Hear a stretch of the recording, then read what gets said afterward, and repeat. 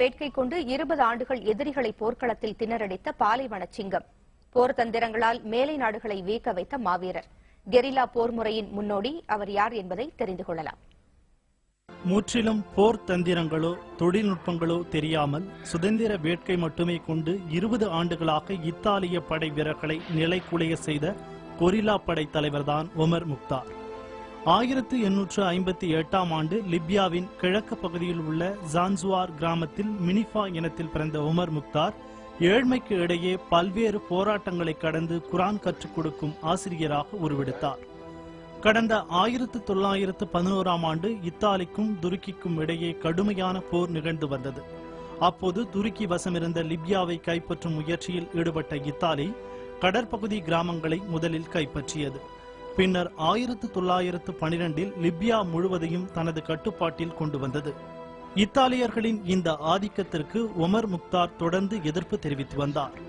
லிபியாவின் நிலம் மற்றும் பாலைவன அமைப்பு குறித்து நுணுக்கமான அறிவு பெற்றிருந்த முக்தார் இத்தாலிய படைகளுக்கு எதிராக துணிச்சலுடன் போரிட்டார். இதற்காகவே படை வீரர்களை உருவாக்கி அவர்களுக்கு போர் உத்திகளை கற்றுக் கொடுத்தார். கொரில்லா போர் தந்திரங்களில் சிறந்து விளங்கிய ஒமர் முக்தார் பாலைவனங்களில் பயன்படுத்திய தந்திரங்களைக் கண்டு இத்தாலிய படைகள் நிலைகுலைந்து போனதாக கூறப்படுவது உண்டு. 20 ஆண்டுகளுக்கு மேலாக இத்தாலிய படைகளை நடுங்கச் செய்த ஒமர் முக்தார் தானும் போரில் பங்கேற்றார். 1931ஆம் ஆண்டு செப்டம்பர் 11ஆம் தேதி இத்தாலிய படை அவரை ஸ்னோல்டா நகரில் சுற்றி வளைத்து கைது செய்தது.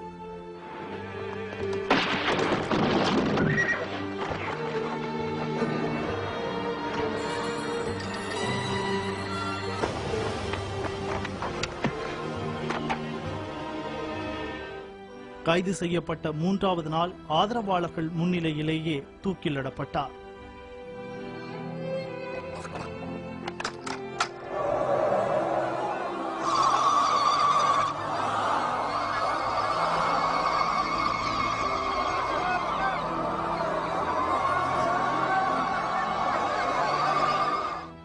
இந்த காலகட்டத்தில் ஒமர் முக்தார் தூக்கு தண்டனையை எதிர்நோக்கி இருந்தபோது எடுக்கப்பட்ட புகைப்படம் இத்தாலிக்கு எதிராக லிபிய மக்களை எழுச்சி பெற செய்தது.